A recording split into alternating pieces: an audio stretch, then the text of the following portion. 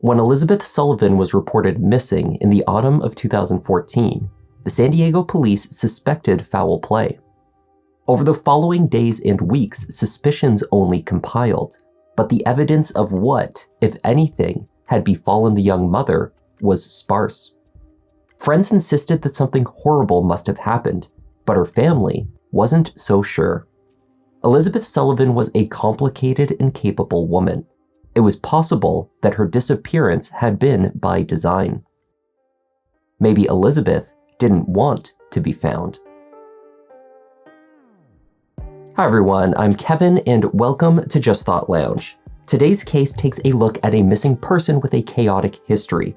It took years to piece together the story, and when it did reach its conclusion, the truth was just as messy. Let's take a look.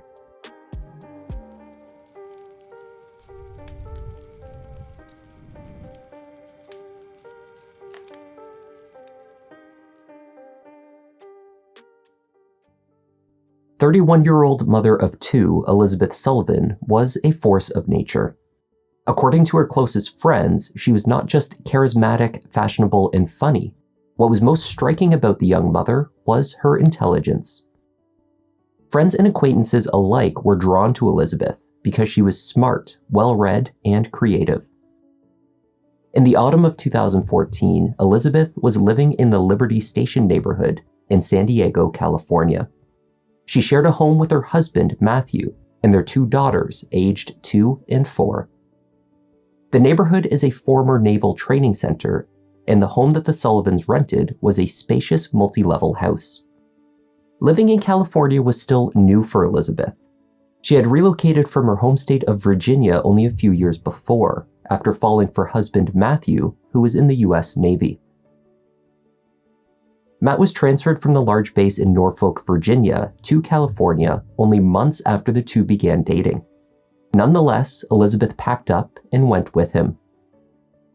They wed and welcomed their first daughter shortly after.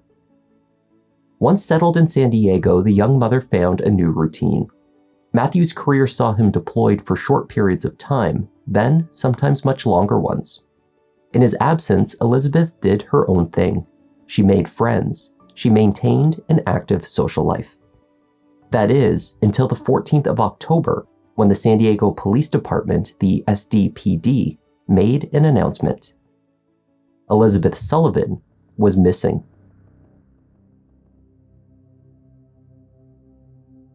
It was Elizabeth's good friend, Nathan Character, who had notified police with concerns when he was unable to reach her. Nathan would recount later that he just had a bad feeling that something could have happened. Elizabeth had last been seen at her home the day before by her husband Matthew, who was back in San Diego between deployments. The SDPD missing persons section found that Elizabeth's car was still at home in the garage. The family home was a bit messy, but they found nothing that overtly alarmed them or that indicated foul play. Matthew pointed out that one of the family suitcases appeared to have gone missing. Missing persons investigators also found that just the day before, Elizabeth had transferred over the full balance in her and Matthew's joint bank account, over $1,000, to her personal one. Perhaps these were signs that she had decided to leave of her own volition. Seeking insight into the life and mind of Elizabeth Sullivan, investigators pored over the 31-year-old's journals. In them, they discovered her creative flair, fictional stories of a woman swept off of her feet by a dashing Navy man, a white knight, as she called him. In her story, the knight and his love began a life in California and welcomed a beautiful baby girl. The parallels in Elizabeth's story to her own life were clear. In her fantasy, the female protagonist, disillusioned with her new life and white knight, abandons her life and starts again. Was the fantasy once again mirroring reality? Elizabeth had last sent a text message from her phone the day before, on the 13th of October. This would be the last contact she would have with her friends and family. Days later, Elizabeth Sullivan's phone was turned off. Matthew, for his part, was concerned, but not shocked by his wife's absence. It seems that amongst the quirks in Elizabeth's vibrant personality was a tendency to, on occasion, become emotionally unstable. Briefly home from deployment, her husband had just invited his mother, Michelle Sullivan, and her partner to come live with them in San Diego. Certain that his mother's help with the two kids would be gratefully received, he purchased the plane tickets and readied for their arrival. But Elizabeth was not pleased. She did not get on with her mother-in-law and was insistent that they not live under the same roof. Only a few days before Nathan reported her missing, Elizabeth, upset with her husband, had left the house and failed to return home all night. Matthew explained to the SDPD that such behavior from his wife was not uncommon. He was concerned. She had always come home in the past, but this time their argument had been a big one. Maybe this time, he thought, she had left for good. As unlikely as Matthew's explanations seemed to investigators, they had no concrete evidence that a crime had taken place. And the more that they waded into the life of Elizabeth Sullivan, the more murky the waters. Speaking with friends and family members, they learned that Elizabeth and Matthew had been mostly living two separate lives for years. After multiple long-term absences while he served in the Navy, Elizabeth had come to adopt the life and mindset of a single mother. It became more and more difficult for Matthew to integrate back into his marriage and family life when he returned back home. By autumn of 2014, friends reported that it had not been a happy marriage for some time, and they had not been married for very long. There had been accusations of domestic abuse, and police had been called out to the house on more than one occasion. To cope with these stresses, Elizabeth was known to over-medicate, and not only with her prescription drugs. She also began a relationship with a man that she had met on Tinder. It was as though Elizabeth Sullivan was living two lives. At home, she was a wife struggling to hold things together, as well as a loving mother to her girls. But the other Elizabeth, the one that investigators were learning more and more about, she had a boyfriend and some dangerous habits. On October 19th, police confirmed there had been a sighting of Elizabeth reported at the soccer fields at Liberty Station, 2 days after she was reported missing. The SDPD told the media that the sighting had actually been made by two off-duty deputies. They had been at the park that morning to watch their child play soccer. And that's not all. The deputies spoke with Elizabeth directly. She appeared to them disheveled and possibly under the influence of something. Elizabeth told them that she had not been home the night before. She had also lost her phone. The deputies helped her look for it, but they were unsuccessful. After being missing for 1 full week, police confirmed yet another sighting of Elizabeth.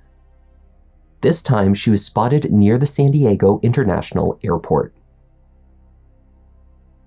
I feel like she's in trouble, and I've come out here from Virginia to look for her, to let her know we're here. It can happen to you, and when it does, it gets very personal. And it takes on a whole new light when it happens to you, and you get a strength like you never had before, because that's my daughter. I'm bringing her home. We aren't going to let this go. By November of 2014, 1 month after being reported missing, there had been no further sightings of Elizabeth. That month, Matthew decided to give an interview about his wife's disappearance to People magazine. He told the publication, "I'm running on fumes right now. I don't know where to look. I'm always looking around the neighborhood trying to catch a glimpse of her." He stated that, "I think about her constantly. I can't stop. The girls are my biggest concern right now. I have to keep going, try to do what I have to do for them, and keep praying." By that time, the missing persons investigative team had looked into the sighting of Elizabeth near to the airport and found it was a false report. However, they still believed the eyewitnesses who had placed her in the park. They continued to circulate her image and description to the public should there be any further sightings. SDPD investigators were also keeping tabs on the behavior of the outwardly distraught husband. While Matthew told People magazine that he was getting by with the support of the Navy community, friends of Elizabeth's noticed that that was not the only support he was receiving. Within a month of Elizabeth's disappearance, Matthew was back on the dating scene. Indeed, only months later, he moved his girlfriend into the house at Liberty Station. 10 months after she vanished, police said there was still no sign of Elizabeth Sullivan, and her case had gone cold.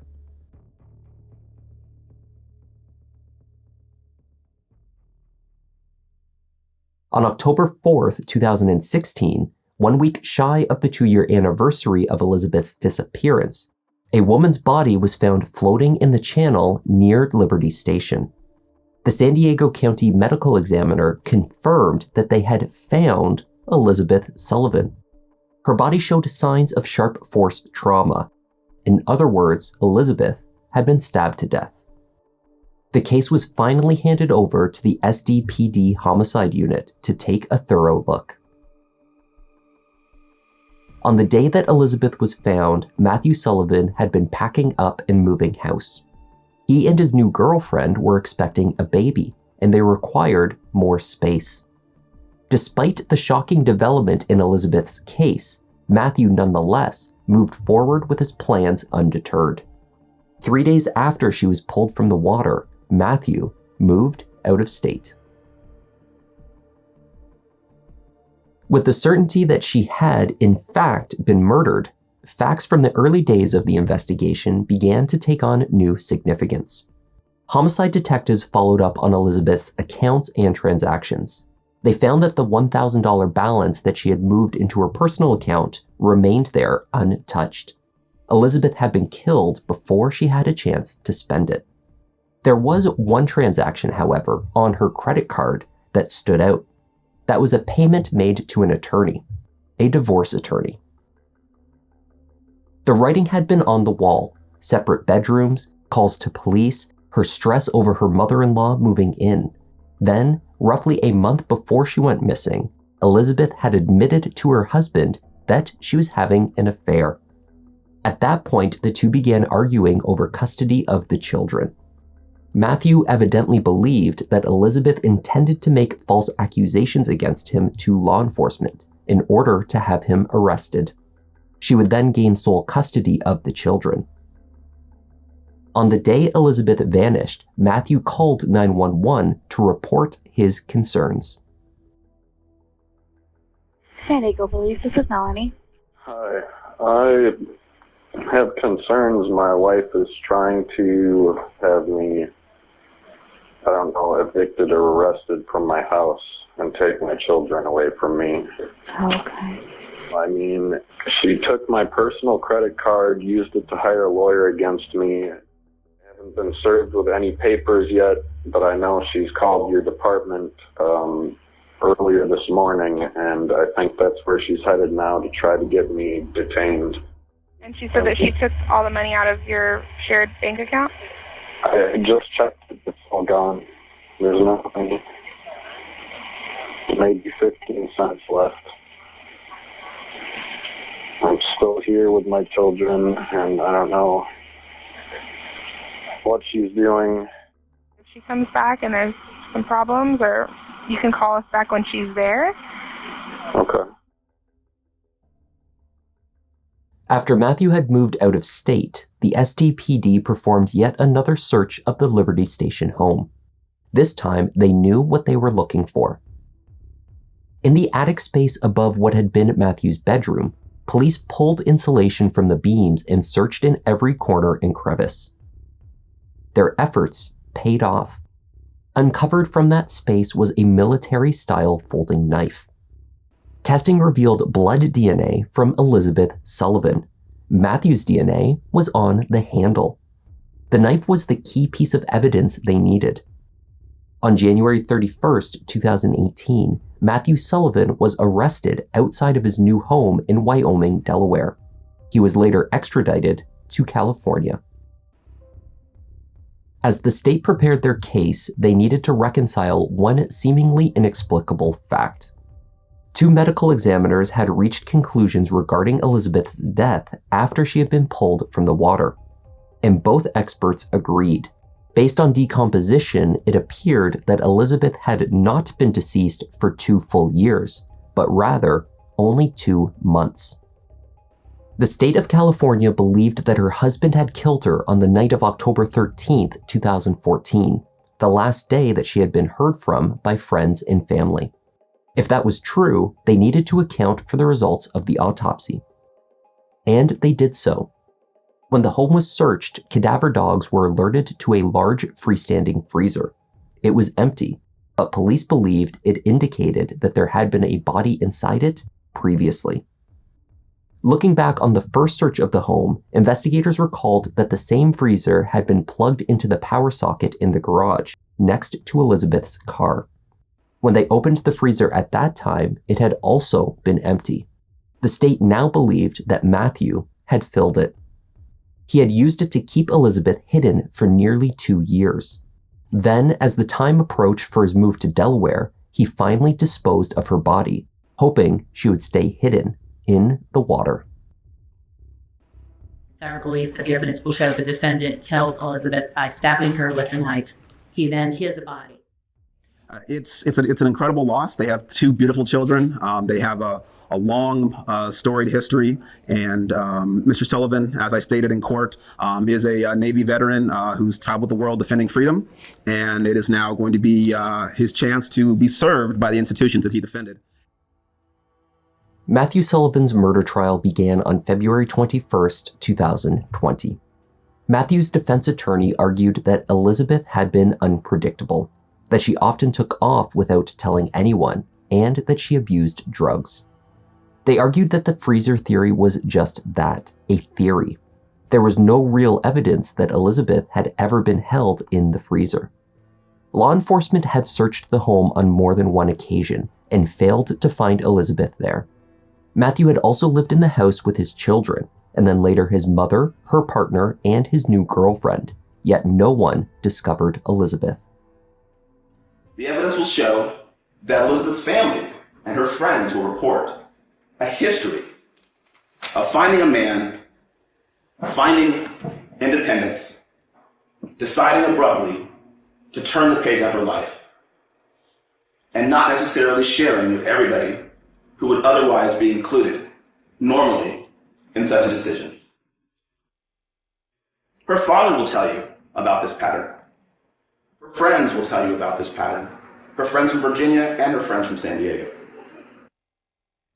You're not going to hear one bit of evidence of Matthew Sullivan trying to secret away parts of his home. And at the end of the day, when the evidence is all put through, after several witnesses, it will not be able to divert your attention from the fact that the evidence is consistent with the life that Elizabeth Sullivan had led to that point, and that while her passing, while tragic, cannot be attributed to Matthew Sullivan.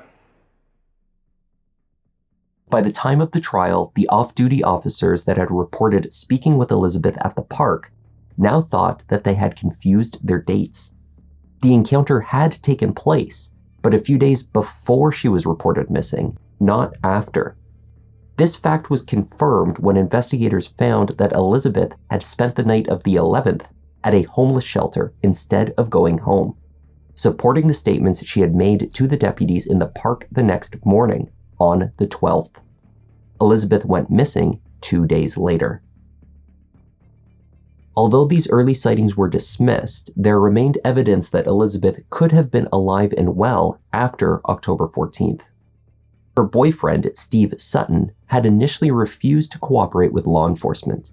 He hired an attorney and then refused to take a polygraph test. Eventually, after being ruled out as a potential suspect, Steve told investigators that weeks into the search for Elizabeth, he had been in contact with someone claiming to be her. Messages from an email address that he did not recognize were signed off by someone claiming to be Elizabeth.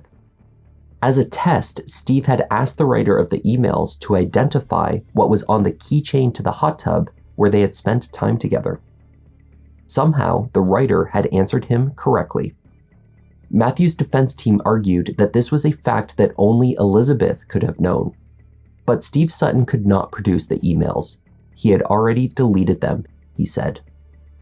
Once you were no longer dating Elizabeth Sullivan, did you maintain any communication with her? Yeah, there would be every now and then text or email.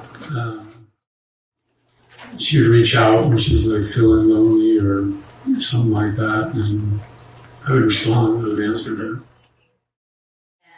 And what was her demeanor, her tone like when you spoke to her? She seemed happy. And did you and she talk about what she was doing and what her plan was with respect to Matthew and her marriage? Yeah, she told me she was getting divorced. She said she was filing a restraint order. The state believed that Elizabeth's affair with Steve and her plans to get a divorce were the motive for the murder. Elizabeth's closest friends testified about the state of the marriage. Things were just not good at home. Matt apparently was making her feel really guilty about it, and she was just a wreck. Elizabeth's best friend from Virginia, Calandra Harris, spoke with her on the phone daily. We would have to end our conversations because Matt was either coming, listening, she was afraid he was coming. Did she seem to be afraid of him? Yes. She was going to pack her things. She met with an attorney, so far as I know. She met with an attorney, and she was trying to figure out what her rights were, what she could and couldn't do, and yes, she was going to go to a hotel. Calandra and Elizabeth were speaking on the phone on the night of October 13th. Elizabeth was at home, and so was her husband. He knew about the affair. He knew about the divorce. Matthew was angry. I told her to lock herself in her room or her girl's room, have a glass of wine, and we just needed to make it to morning. What was her response to that? She said, I had my vino, and I'm going to lock myself in my room. I then said, if you feel that seriously about it, if it doesn't get any better, call the police in San Diego. And did she respond to that? She said, hold on a sec. And then she said, gotta go, quietly. I didn't hear from her anymore. And that was your last conversation with Elizabeth? Yes.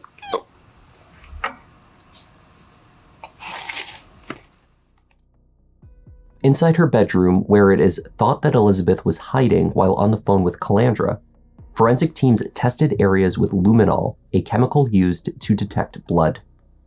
The floor leading to the bathroom lit up from the testing. Inside the bedroom, more areas were found. The interior of the bathroom door revealed spatter stains. Pulling up the carpet revealed an even larger stain. Testing confirmed the blood had been Elizabeth's. The exposed carpet had been cleaned thoroughly. The jury was told that on the 14th of October, Matthew Sullivan went to a Home Depot store and bought carpet cleaner. Took his rubber knife, and he stabbed her. And then he stabbed her again, and again, and again, and again. He hid her body. He hid the murder weapon. Cleaned up the crime scene and hid it. This is the bank record that shows you his debit card purchase at Ace Hardware to buy that carpet cleaner. This wasn't the first time she'd left out saying where she was going. It wasn't the first time she'd been gone overnight. Something only somebody who had been in that experience, on that affair, in that adventure could know. The emailer responded with the correct answer. Something only Stephen Sutton and Elizabeth Sullivan could have known. She was found about 200 yards from the park that we know that she slept in on nights when she would not be at home. Married to a Navy man who had a secret life, who had a history of behavior that was erratic, and who had a history of leaving.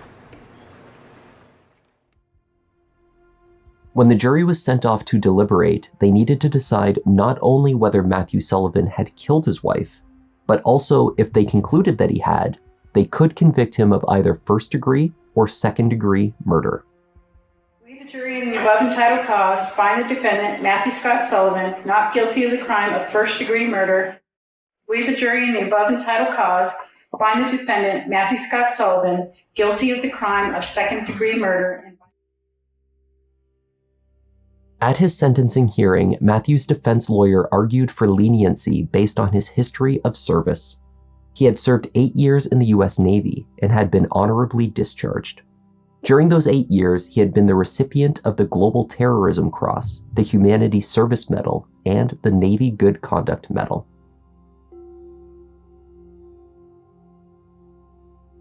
For those who knew and loved Elizabeth, there was no sentence that could make up for their loss.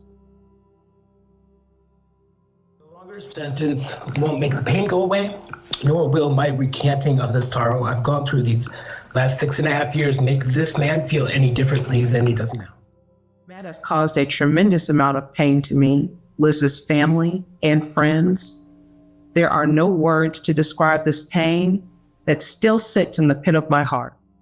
I pray that Matt never see or experience freedom again. Matthew Sullivan was sentenced to 16 years to life in prison for second-degree murder. According to the most recent update of his California incarceration records, Matthew will be eligible for parole in August 2028. That was the tragic case of Elizabeth Sullivan. Thank you again to everyone that watches and supports us every week. I'm Kevin, this is Just Thought Lounge, and I'll see you in the next one.